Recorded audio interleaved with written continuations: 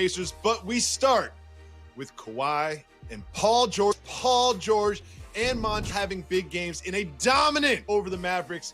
Jalen, did you like what you I did. You know how much I love boxing, probably more than basketball. And watching this series and the Lakers anticipate we're going to win in 5 when it's the nation of punches. And so now all of a sudden, when you pick a team, it looks good. Yeah, Luka's been outstanding, and he's captured our imagination that let us know that he's going to be one of the great players to do this for a really long time. But what ends up happening in a series is like different rounds of a fight. And later in the fight, he blows and those headshots start to have an accumulation. There's aches and pains. There's nicks and bruises. You start to get familiar with your opponent, and then your depth starts to play a factor. And one of the things that the Dallas Mavs are going to have to caution themselves going forward is, can Kristaps Porzingis stay healthy? Just think about this, Jacoby. There was a 3 or 4 month span before the bubble started. And he started in the bubble, and he looked outstanding at moments. But then now in the playoffs, he's injured. So I just hope going forward with his size that he's going to be able to stay healthy, because they're a dynamic duo. As it relates to the Clippers, they're just a better team. They have more depth. Their big-time players showed up, and that's how you get a victory in the playoff series. You know, I've been media for a very long time, and we always ask for honesty and candidness from our athletes. And we got some of that from Paul George, who after the game said the bubble was getting to him. He said he was dealing with anxiety, he said he was dealing with depression, and he got a lot of support and feels like he's back engaged. And I just want to celebrate him for being so honest, because that's not an easy thing to admit, especially when you are a basketball player going on a championship. Say, listen, I had some trouble for a couple weeks upstairs in my own mental health, and we're all dealing with mental health problems at some level during this summer. I just want to celebrate him for coming out and saying that, and I hope that he's got it all figured out, because it certainly looked like he did yesterday. What do you think, Jalen? I think you articulated that very well, and I agree with you. Anytime you're dealing with a pandemic and everybody's quarantined, that means you're sitting still. And when you're sitting still, you start to think. You're not under your normal schedule, and people aren't moving in fun. The economy is horrible. People losing their jobs. You're not playing the game that you love. There's man's in the stands. And then you still have to go out and be A+ at your job. I appreciate him saying it, number one, but also saying it as a black man. Because so many times we're required to be so very strong and so very macho that can a brick wall and nothing phases us. And then all of a sudden you show a level of humility. And I appreciate him saying that into a microphone. Jalen, we need to lean on your NBA experience and you to take us behind the curtain.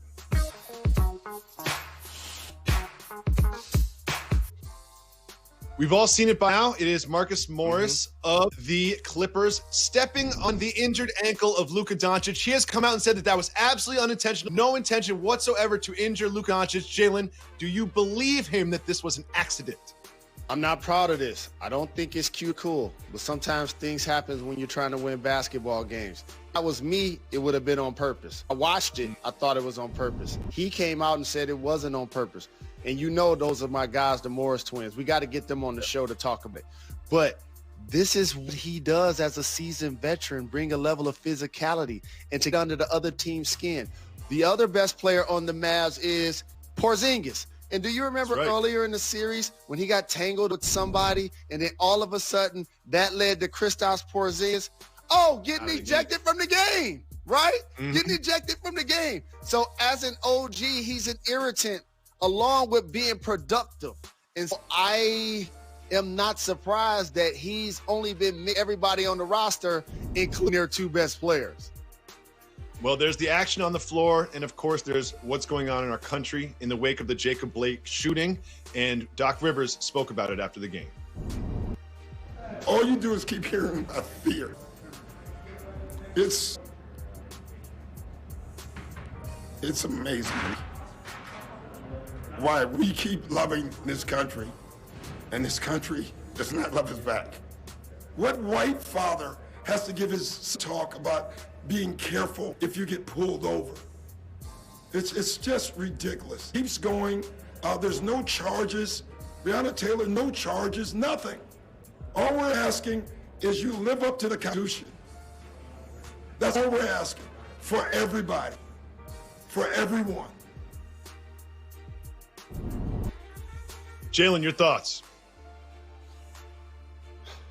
So I know, like, when these conversations about humanity are had, there are going to be pockets of people in the privacy of their home or amongst their friends that look at other and say, can we just talk basketball?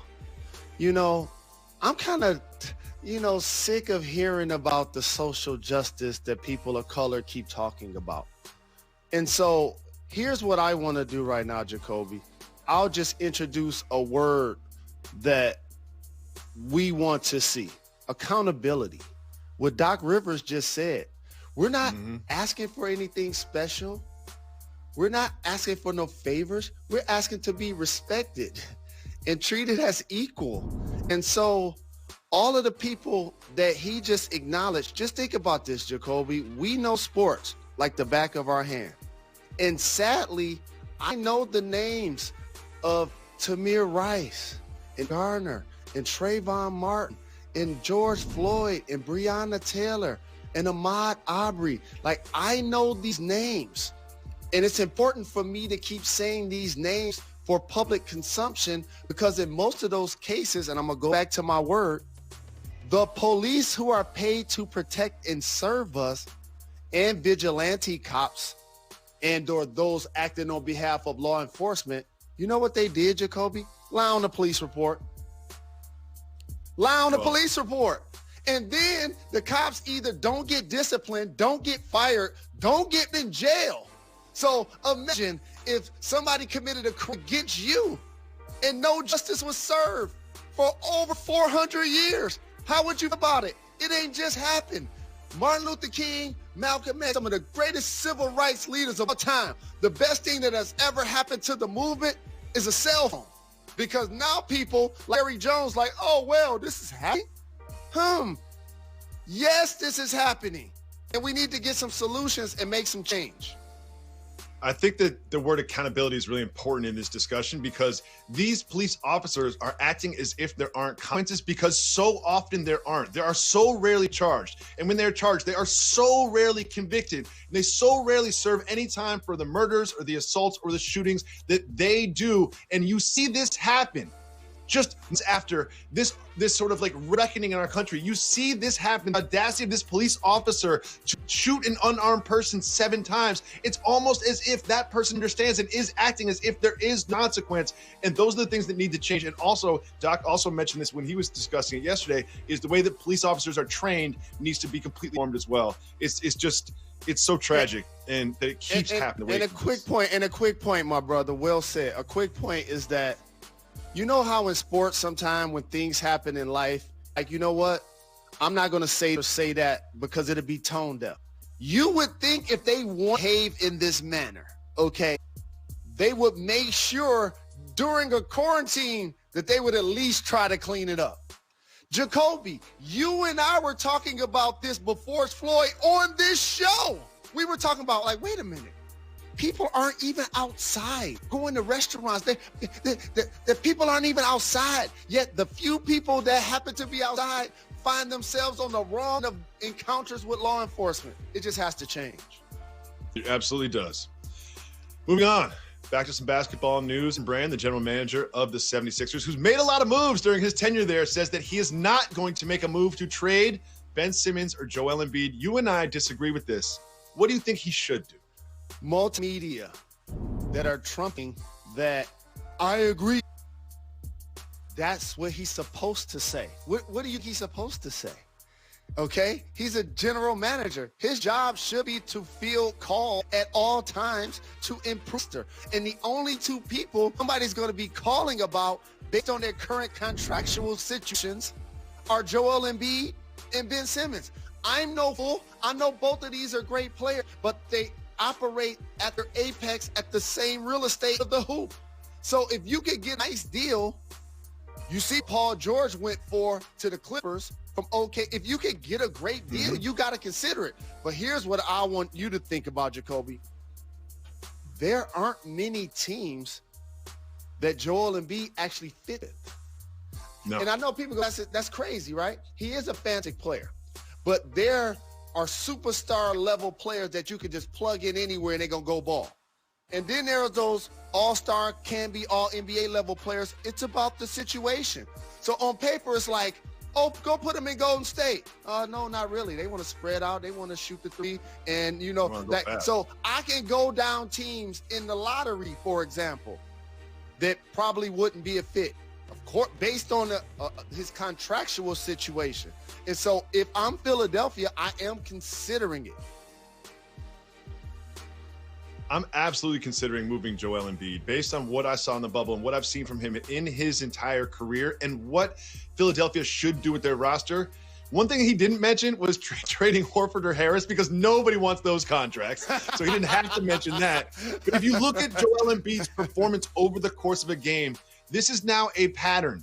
It looks like he gets fatigued as the contest goes on. It's just the way it is when you watch the games. Anyone who's watched a Sixers game has seen his performance decline as the game moves on, and the numbers also back it up. Look at the shooting percentage going way down, the rebounds going way down, and the fouls going up. And it's not like he's playing less minutes in the second half either.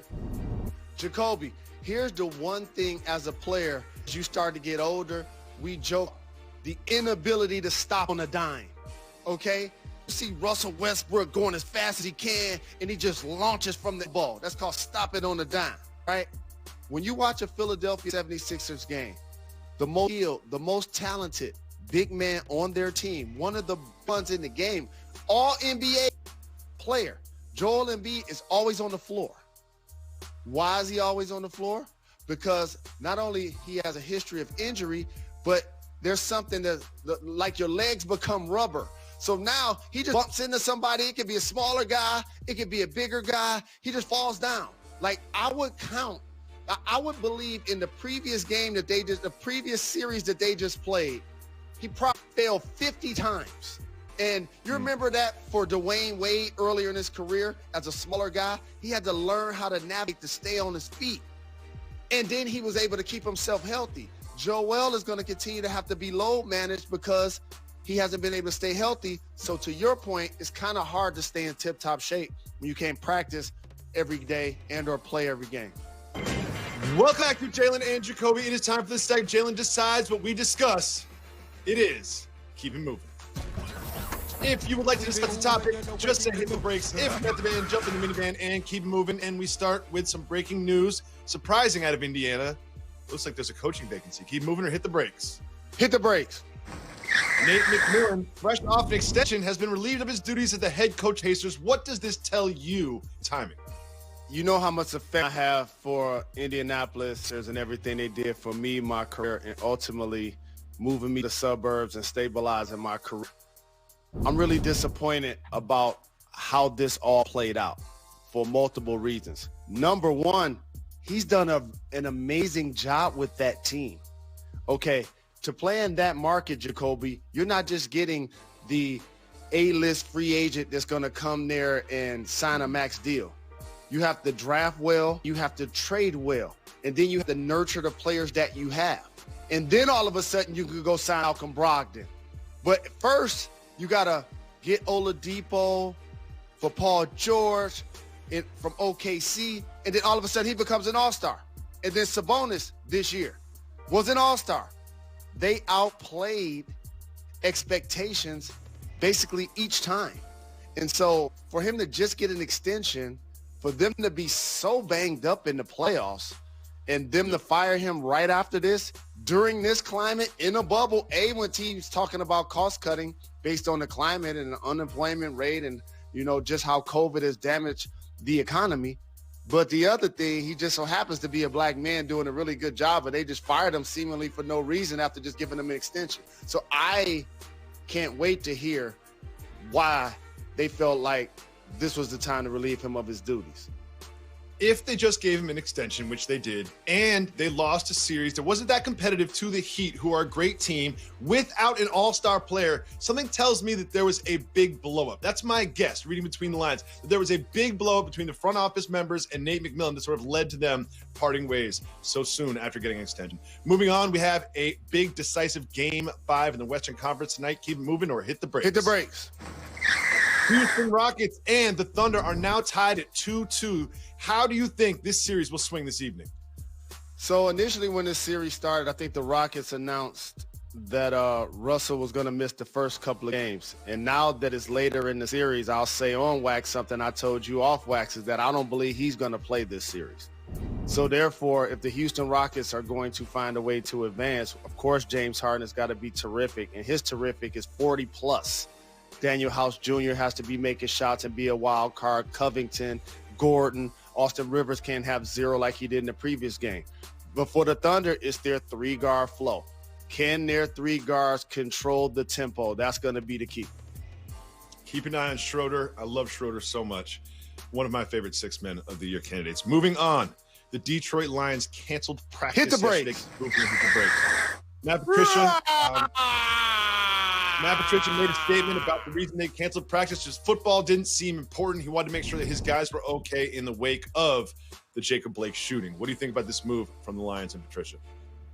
So, I always talk about the score of the game and the game of life. And there were a lot of teams on multiple different levels that actually went out and practiced with heavy hearts and things on their mind as it relates to social injustice that are taking place in our country.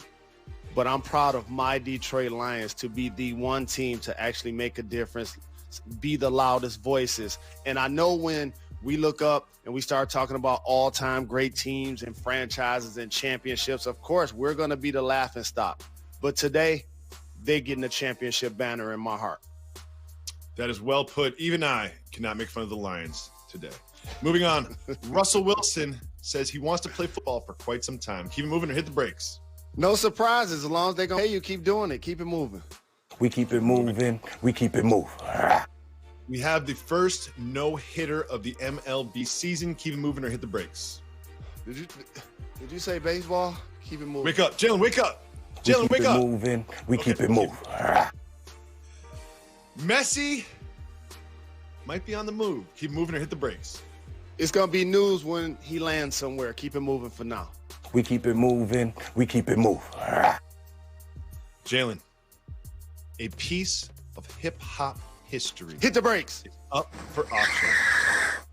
The famous crown that Biggie Smalls wore in some of the most legendary images of him is now up for auction. It says it might go for about $300,000. Will you be bidding on this piece of history? I was bidding on that piece of history until the 300,000 figure came out of your mouth. As you was introducing this topic, I was thinking about the Jada bust, and I was thinking, I'm getting that crown. And in my head, I played What's Your Number? And I was like, I'll go 50 to 75,000 get that. That's what I was telling myself. Yes. And then you said 300,000, so not going to be able to do it. Jalen and Jacoby. Jamal Murray put on for Denver last night to extend their season. What a star turn it was from Murray. What do you think of the performance? That's what I'm talking about. I told you I was worried about the pecking order with our Nuggets that we've been gassing the last couple of years, led by the Joker, hitting 5 threes, and Murray taking 25 shots because he need to, not spreading them out throughout the roster and being aggressive, putting up great numbers. I'm loving the duel between him and Donovan Mitchell. The last 2 games, not only has he put up big numbers, zero total turnovers.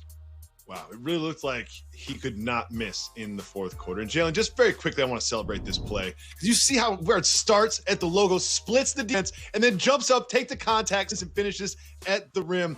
This was spectacular, and this is exactly what they need to become a true duo in Denver. Moving on, Jalen, last night some hardware was given out. Giannis Antetokounmpo was the Defensive Player of the Year. Do you think he's deserving of this award? I'm over, and I picked Anthony. The Lakers' defense drastically improved, and I know Dwight Howard and JaVale McGee's giving them quality minutes up front, but they not like Brook Lopez. And Giannis and him form twin towers defensively, where Brook Lopez is going to also be all-NBA. There won't be another Laker all-NBA defensively. I picked D. Jalen, Lakers play tonight, Game 5 against the Blazers. The Blazers are without Damian Lillard. What is the roadmap for an upset for the Blazers without Dame? Well, they're going to be in trouble. The series ends tonight. Portland became a feel-good story, the way Dame captured everybody's minds in the bubble by putting up big performances. But the Los Angeles Lakers, on the hand, did not carry a series.